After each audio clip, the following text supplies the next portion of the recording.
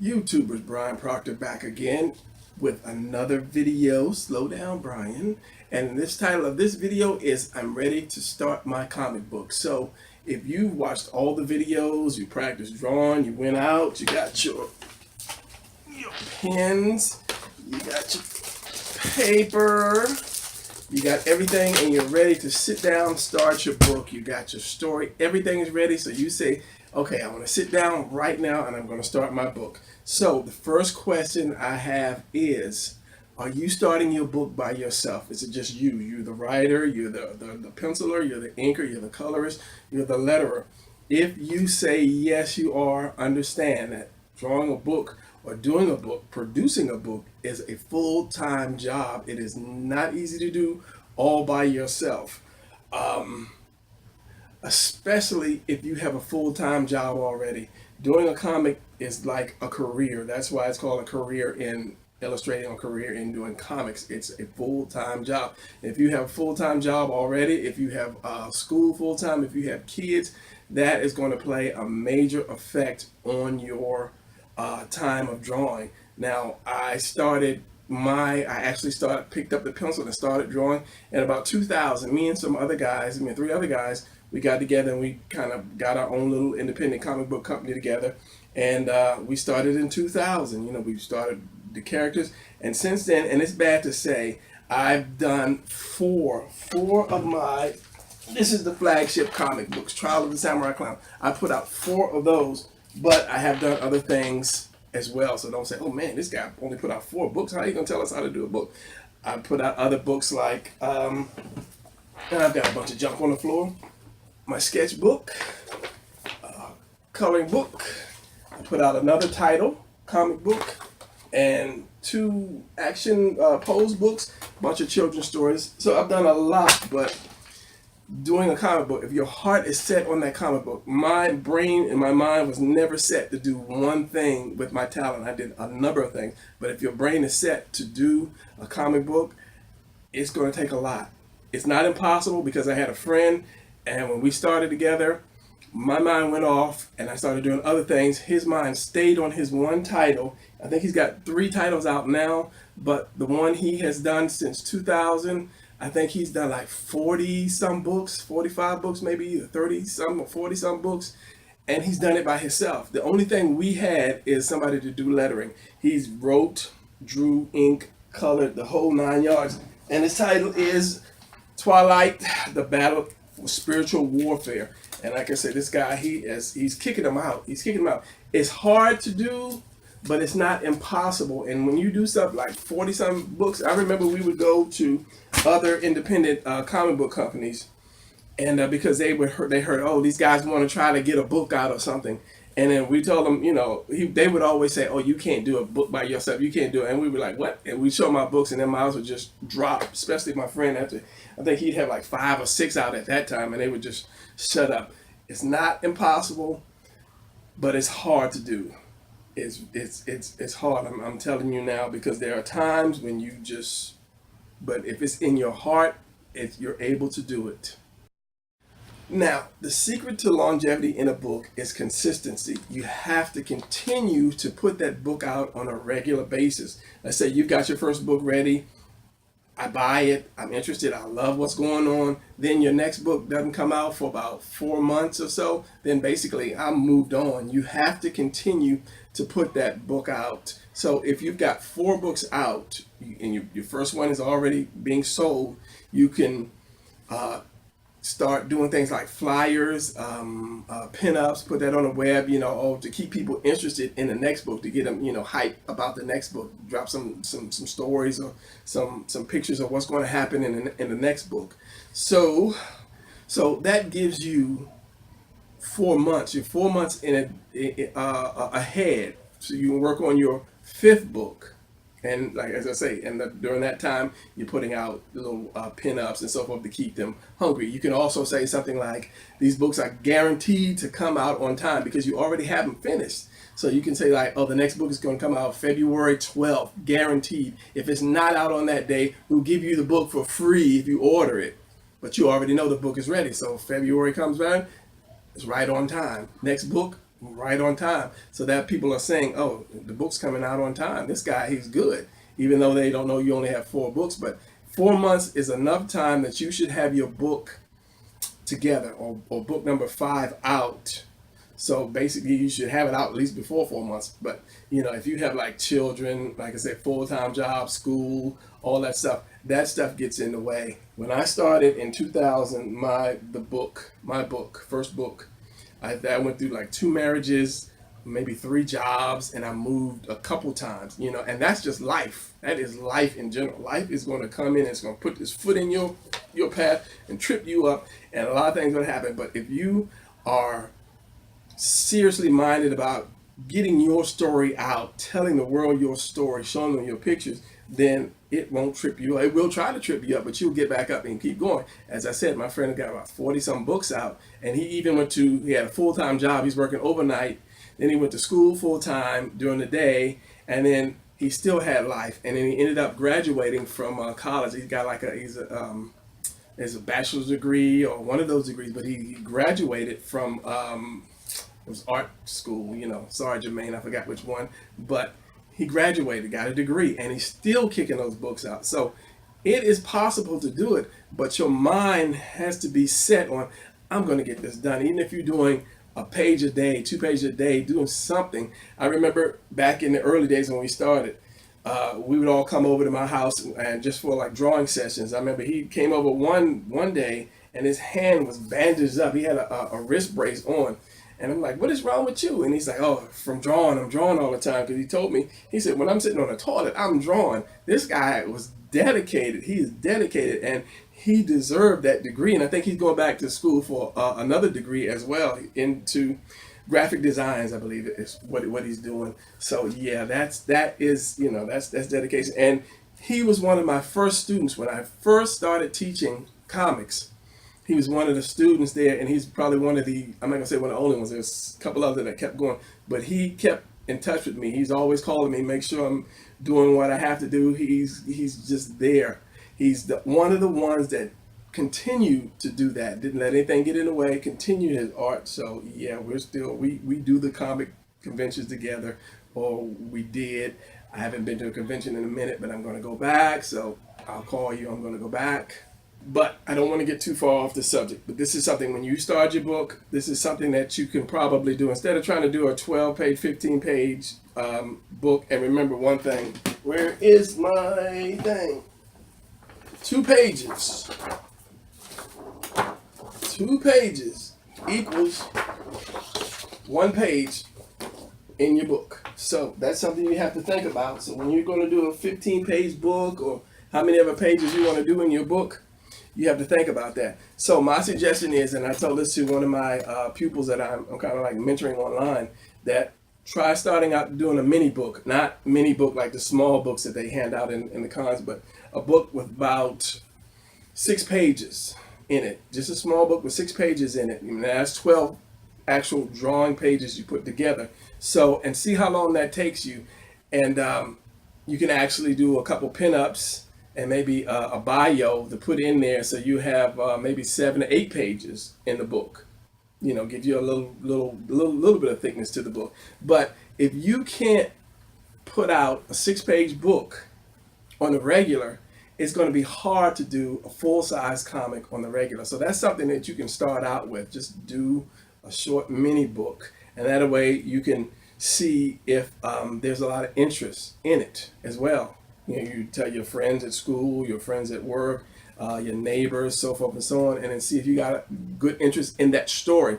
And if you do, then you're onto something. Keep going. But if people are like, oh, that's been done, that's lame, that's this, that's that, you might want to try to switch up a little bit. Not saying stop drawing, but just switch up a little bit. And also, as I said in my last video, you can do your t-shirts. See, this t-shirt, I'm sure somebody said, man, that is a nice t-shirt. Now, what if I said this was my character? It's not my character, but that puts interest into your book and your character when you have something like this on. And that's why I wore this, because one, I hadn't printed up any other of my shirts, but I like this shirt. So yeah, and it points to your character. So another thing is, if you do a convention, let's just say this is further down the road. If you do at a convention and you have 3 or more books on the table, then people know you're really serious. If you go there with just like one book, they'll say, "Oh, this guy drew a comic book. This guy drew a book." I don't even think they would consider one book a comic book. They probably, "Oh, this guy made a book,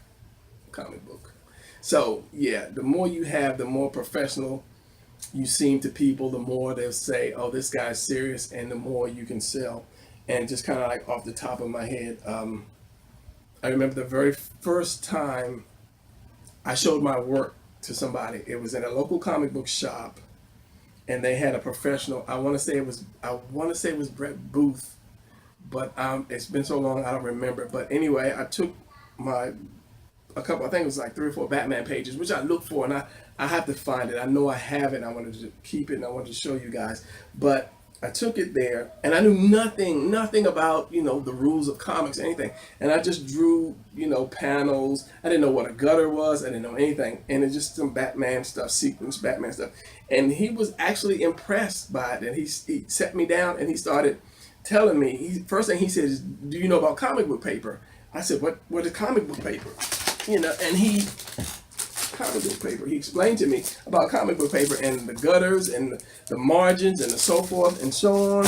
And I didn't know. And he explained a lot because he was impressed. He's, you got skills. You got skills. You just need the knowledge to know what to do with it. That's why I believe that knowledge is more important than skills, because you might know how to drive, but not knowing how to get to the destination makes you useless. So I'm trying to help people get to their destination. So I think that's probably why I do what I do. I teach. I want people to learn how to do. I can't give you the skill. You already have the skill. It will improve in time. As I told a friend on YouTube, which he took it the wrong way. He's constantly kicking out drawings, and I said the more you draw, the better you get.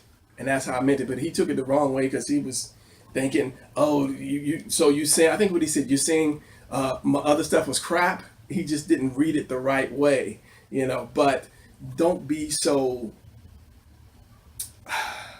I can't think of the word right now, on what people think about your art. If you love it, you're going to do it. Don't worry about what they say. Continue to kick it out. Don't be so sensitive about that. But yeah, you just go out there and do it. Another story, just to throw it out there. I remember I was back in my 30s. I was showing this lady some of my work, some of my comic book stuff, and she said, "Oh, my little brother draws just like that." And I'm thinking, "Oh no, he doesn't. No, hell, he does not draw just like this. He might draw what I draw, but he does not draw just like this, because I put 20 some years into studying and practicing and failing. How can you say your little brother draws just like that?" And it really offended me. And at that point, after a couple of days of me soaking over that, I understood that not everybody is going to like your stuff. Not everybody's into comics. I'm not into ballet, so I can't go and show somebody a ballet clip off of YouTube and they get all excited about it because, "Oh, everybody's supposed to like it." No, it's not going to work. So everybody's not going to be into comics like you're into comics. Everybody's not into football. Some people like baseball better. Everybody's not into golf, so don't go out there expecting everybody to like what you do. If you show it to them and they're like, "Oh, okay, that's nice," just say, "Hey, he's not a comic person," and move on. Don't take that stuff personally. Just continue to kick your stuff out. I just wanted to share just that little bit of story with you guys. There will always be those out there that love comic books. Those are the ones you gravitate towards. You find those guys, you hang with those guys. As I say, the ones that don't really show you any emotion, don't try to get them to like your stuff. Just say thank you, move on. So as I say, this is why I teach. I'm people, you write to me. I say, people, write to me, show me your stuff. I'll point you in the right direction. I'll help you get over some of the hard areas to keep on going. It's not about me trying to make money or yes, I would like more views so I can help more people, but it's not about me making money. It's about me wanting to share while I can, while I have the ability, while I'm alive. I would like to share what I know so people can tell their story. And that's what I want to do. I want to tell my story because somebody asked me a while back, why do you want to do this? Because I have a story to tell. I want to share it with people through words and pictures. It's just like it's fire in me, and I have to do it. You know, I'm not one to go out and party and whatever. When I come home from work, I am here and I'm at my drawing table and I am drawing. My thing is, I want to get this stuff out. So when I'm gone, people say, oh, you know that Brian Proctor, he was this and he was that and he this, you know, and it's a good thing that YouTube is around. So hopefully my videos will be around for years and years after I'm gone. But that's one reason why I want to do it. So I'm trying to help people out by giving you as much knowledge as I can. I mean, I'm no Stan Lee, I'm no Jim Lee. You know, they've done it longer than me because they've done it every day, you know, but I can help you get to where I am now with what little bit I know. I mean, there are plenty of other videos out there that will help you as well, but since you tuned into my station or my channel, thank you, and I will give you what little bit that I know. And another thing about doing your own comics. Now, you don't have to color. A lot of people, yeah, it would be nice to color. I think my 5th book of Trials of the Samurai Clown will be in full color, but the first 4 were not in color because it was taking so long to do.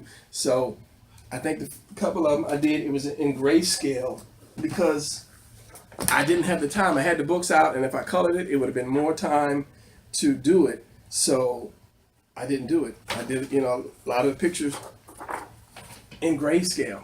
But as I said, the next book that's coming out is in color because I found a great colorist to work with me. And then later on, I'll look for inkers, writers, and so forth, because I not only want to have a comic book company, I want to start an arts studio where I can get a lot of artists together, grouped together, working on 1 or 2 projects at the same time to continue to kick it out. And I think that was a mistake when me and the other 3 guys were working together. We were all working on separate titles instead of working on one title together to continue to push it out. And I think artists always have the egos. The egos are, they don't want to put their story up in order to help somebody else's. Had we concentrated on one story at a time with the talent we had, we could have continued to kick these things out. But we kind of faded off into our own separate ways because life gets in the way. As I say, life gets in the way. You have to be seriously dedicated, you know, to continue to keep doing your book. And I have to stop saying, you know. All right, going back to your first book. When you put out your first book, I know that you want it to be perfect. I knew a couple guys, and when we all started this in the beginning, this guy, everything had to be perfect. The hands had to be perfect. He kept going back, erasing, he draw it again, erase it, draw it again, erase it. But he worked on that so long, it took like an extra 2 years, I believe, before he actually got the book out. And me and my other friends were like, man, just put it out, just put it out. So don't be so perfect to get that out, because if you're like that, I know you want it to look good and everybody say, oh man, this guy's got skills, blah, blah, blah. But as I said, longevity means consistency. You have to continue to kick it out. And there was something else. Oh, inking. Inking to me was the most terrifying thing because I worked so hard on getting that pencil just right. And if you ink it and you mess it up, it kills you. And it did me several times in the beginning like that. It just killed me. But one thing that I can say to do if you're doing your book and you're inking and you mess up, you can't erase ink. You know, you can use whiteout, but that really doesn't work. But one thing I did, and let me show you if I can find that book that I did when I screwed up. What you can do is, let's say this, I have my pad here. Let's say I screwed up on one panel. So what I did was I drew, I don't know if you can see that, I redrew the panel, I traced the panel, take the pen out your mouth, I traced the panel exact size that's on the paper, and I redrew that panel, and I cut it out, and I glued it to the actual paper. So, for instance, let's just say I screwed up on this guy and this lion. I draw a shape just on regular paper, like that size, cut it out, redraw that, and I glue it on here, and that takes the worry out of thinking you screwed up your whole page for that one thing. Because this is something that I did that you wouldn't know. I caught hell drawing this panel right here. This guy, I screwed his face up so many times. So what I did was I cut actually him out on a piece of paper, and I drew it on a piece of paper, cut him out, and I glued it on top of this. And you would never know. You would never know that I glued that on there. So that's a way to take some of the fear out of inking. If you mess up, you say, okay, I'll just have to redraw that panel, or you just don't throw your whole page away. Just redraw it as best you can, cut it out, glue it on there. Now, if you're coloring it, that's a different story, but you won't be coloring it until it's all done. So yeah, that's just a little quick tip for inking. And when I continue the how to create your own comics from start to finish, once I redraw those panels and I start inking, I'll give you guys some more tips on inking. But yeah, inking was the most feared thing for me, and it's not anymore. I mean, we all mess up, but realistically, when you're looking through a book and you're reading, you're not looking at every ink line. And it took me a while to notice that people really, I'm not gonna say they don't care about the art, but it's the story. Once they look at it, they're like, oh, beautiful art, and the story. You flip the page, the story, look at what happened, story. You know, they don't look for, oh, this finger's crooked or that eye's crooked. Because I've seen some professional drawings that the faces were crooked and they had little mistakes in it. But this is after looking at it several times. But the whole thing is, get your book out, make it look good, consistency, and it should do well.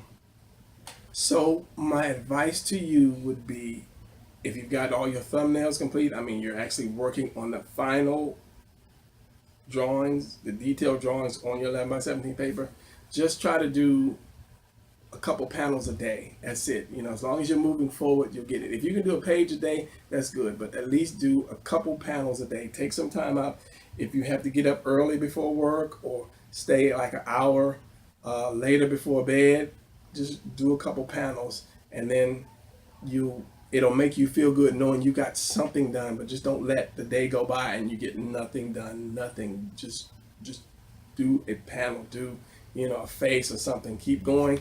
And once that becomes a habit to you, then you'll continue to kick your book out.